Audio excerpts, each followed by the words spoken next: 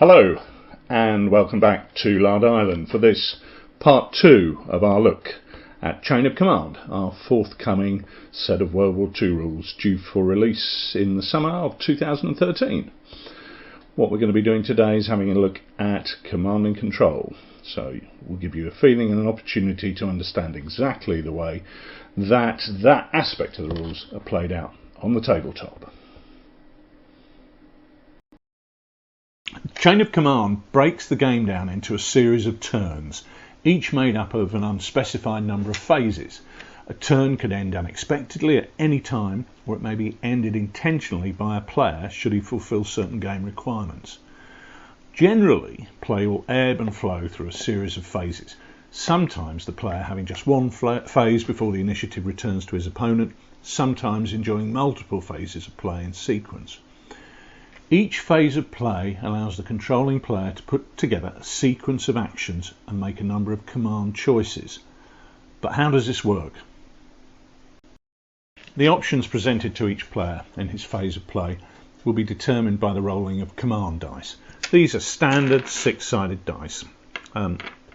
Typically 5 are used, although you are going to get situations with extremely good high quality elite troops where they could use 6 dice, poorer troops could use 4 dice, but typically we're talking 5 dice. A roll of 1 allows the player to activate a single fire team or weapons team. A roll of 2 allows the player to activate a full sectional squad. So rolling that, for example, I've got 2 1s, that would allow me to activate 2 weapons teams, so that could be an MG42 in the loft, that could be a Bren team down in the orchard down there. A 2 would allow me to activate a full sectional squad. Now that's where the Bren team and the rifle team are within 4 inches of each other and are still considered to be acting together as a coherent section.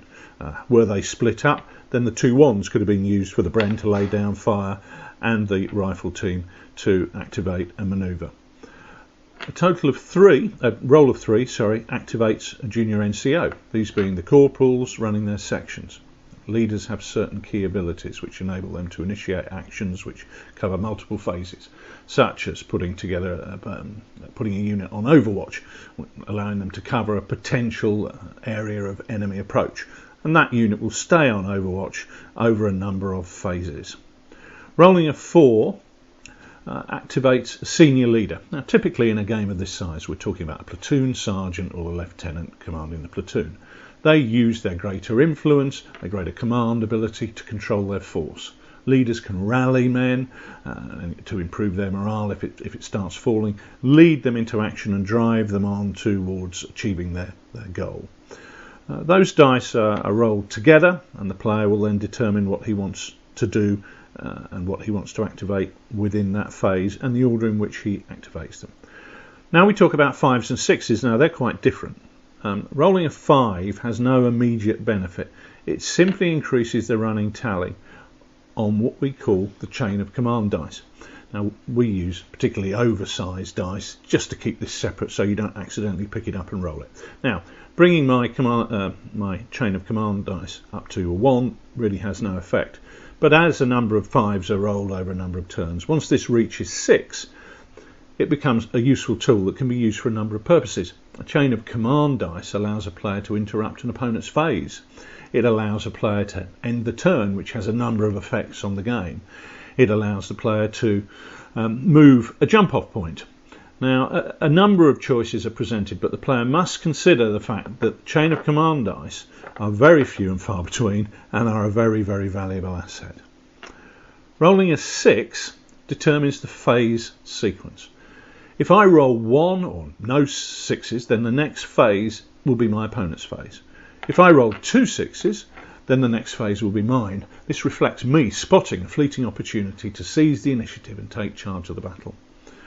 If I roll 3 6s, the current turn ends, and that represents a significant break in the action before I then get to go on again in the next phase of play.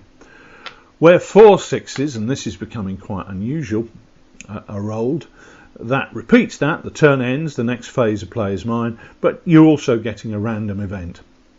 In this way, the classic turn sequence is removed and replaced with a fluid system of variable length terms and undetermined phases of play, creating a game which is fast, it's fun, and it also represents the important challenges of command.